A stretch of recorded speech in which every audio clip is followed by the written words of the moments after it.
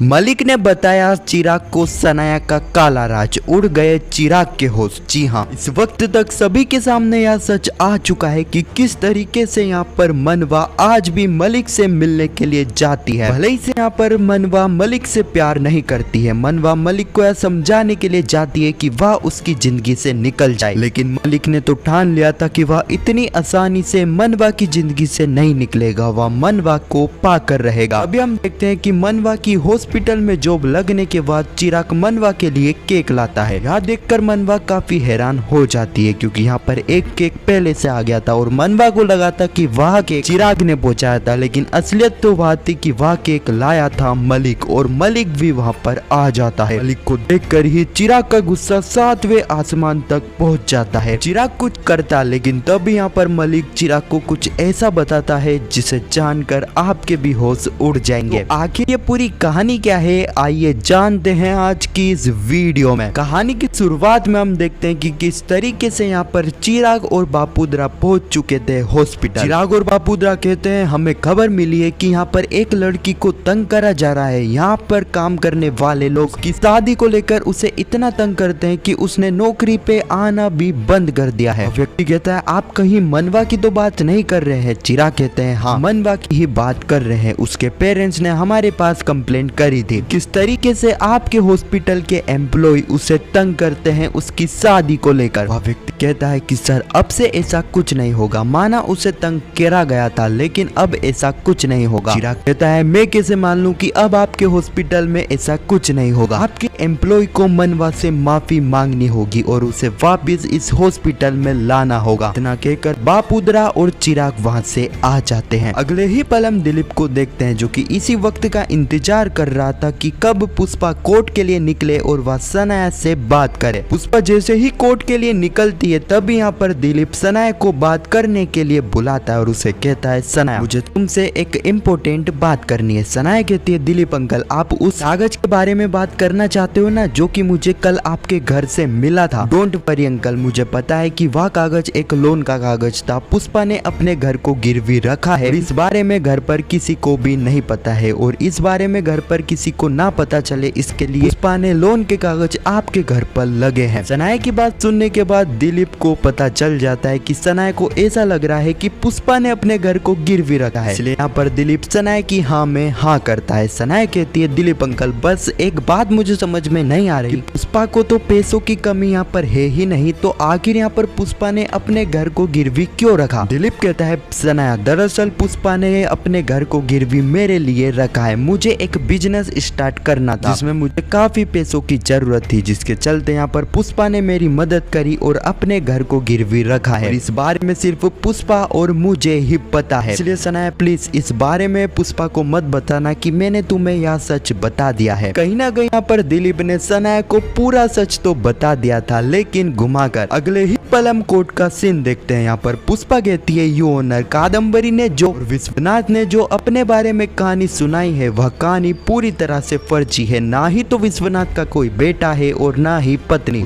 सबूत के तौर पर कॉल रिकॉर्डिंग भी सुनाती है जिसमें कादम्बरी खुद पुष्पा को बता रही थी दरअसल विश्वनाथ की तो कोई पत्नी ही नहीं है। अब याद कर तो कादम्बरी के भी होश उड़ जाते हैं कि पुष्पा ने उसकी रिकॉर्डिंग कब कर ली, लेकिन जैसा कि कादम्बरी हर वक्त 2 कदम आगे ही रहती है। तभी हम देखते हैं कादम्बरी जो कि जज साहब को कहती है जज साहब आपने जो रिकॉर्डिंग सुनी है वह आवाज मेरी ही थी, लेकिन मैंने जो बोला था वह सच नहीं था। दरअसल पुष्पा मुझसे मिलने के लिए आई थी और पुष्पा ने मुझे धमकाया था कि वह उसे जेल में हमेशा के लिए बंद रखेगी। पुष्पा के दबाव में आकर ही मैंने यह सब बोला था और पुष्पा ने मेरी रिकॉर्डिंग कर ली। विश्वनाथ की कहानी पूरी तरह से सही है और विश्वनाथ की पत्नी भी है, यहाँ तक कि हम तो उन्हें कोर्ट में भी लाए हैं, हम उनको कोर्ट में पेश करने की इजाजत चाहते हैं। जैसा कि यहाँ पर कादम्बरी तो पूरी तैयारी से आई थी। हम देखते हैं कि कादम्बरी का वकील जो कि यहाँ पर विश्वनाथ की पत्नी विश्वनाथ के दोस्त और पंडित जी को भी कोर्ट में पेश करते हैं जिन्होंने विश्वनाथ और विश्वनाथ की पत्नी की शादी करवाई थी। यह देखकर तो पुष्पा के भी होश उड़ जाते हैं। हम देखते हैं कि यहाँ पर विश्वनाथ की पत्नी, जो कि खुद कोर्ट में बताती है कि वही विश्वनाथ की पत्नी है। यहाँ तक कि वह विश्वनाथ के साथ अपनी शादी के फोटो भी कोर्ट में पेश करती है। इस वक्त तक पुष्पा को समझ में नहीं आ रहा था कि वह क्या करे, क्योंकि यहाँ पर कादम्बरी ने केस को कुछ इस तरह से पलट दिया था। अगले ही पल हम देखते हैं कि बापुद्रा के घर पर हॉस्पिटल के एम्प्लॉय और वह व्यक्ति आता है मनवा से मिलने के लिए। अब सबसे पहले तो वो सारे ही एम्प्लॉय मनवा से माफी मांगते हैं। वह व्यक्ति और वह एम्प्लॉय मनवा से रिक्वेस्ट करते हैं कि वह वापिस से हॉस्पिटल में आ जाए, अब उसे कोई भी तंग नहीं करेगा। आखिरकार यहाँ पर मनवा हॉस्पिटल जाने के लिए तैयार हो जाती है। बापुद्रा ये सारी ही चीजें चिराग को बता देता है कि उनका प्लान सक्सेसफुल हो चुका है। तब यहाँ पर मनवा चिराग के पास आती है और चिराग को सारी ही बातें बताती है। इस तरह उसे वापिस से जॉब मिल चुकी है हॉस्पिटल में। वह वापिस से जॉब करने के लिए हॉस्पिटल जाने वाली है। वह सारे ही एम्प्लॉय घर आए थे और मुझसे माफी मांगी थी। चिराग यहाँ पर सारी की सारी बातें मनवा की सुन रहा था, क्योंकि असली मास्टरमाइंड तो चिराग ही था। कि अगर चिराग आज एक्शन नहीं लेता तो शायद मनवा वापिस से अपनी जॉब पर जा ही नहीं पाती। और जैसा कि यहाँ पर यह आइडिया खुद सनाया ने ही चिराग को दिया था। अगले ही पल हम कोर्ट का सीन देखते हैं। यहाँ पर पुष्पा विश्वनाथ की वह पत्नी जिसे कादम्बरी कोर्ट में लाई थी उससे सवाल जवाब करती है, लेकिन यहाँ पर विश्वनाथ की पत्नी यानी कि नकली पत्नी विश्वनाथ की सब जवाब को सही साट देती है। कि कादम्बरी और कादम्बरी के वकील ने उनको तैयार ही कुछ इस तरीके से करा था जिसके चलते किसी को भी उनके ऊपर शक नहीं होता है। अब इन सारी चीजों को देखने के बाद हम देखते हैं कि जज साहब अपना फैसला सुनाते हैं। जज साहब कहते हैं कि सारे ही सबूतों को देखकर यह सब साफ हो जाता है कि कादम्बरी निर्दोष है। कादम्बरी को जो जेल की सजा हुई थी वह पूरी तरह से फर्जी थी। कादम्बरी ने जुर्म करा ही नहीं था, जिसके चलते यह अदालत कादम्बरी की सजा को खत्म करके कादम्बरी को जेल से बरी करती है। यह सुनकर तो कादम्बरी काफी ज्यादा खुश हो जाती है, लेकिन यहाँ पर पुष्पा के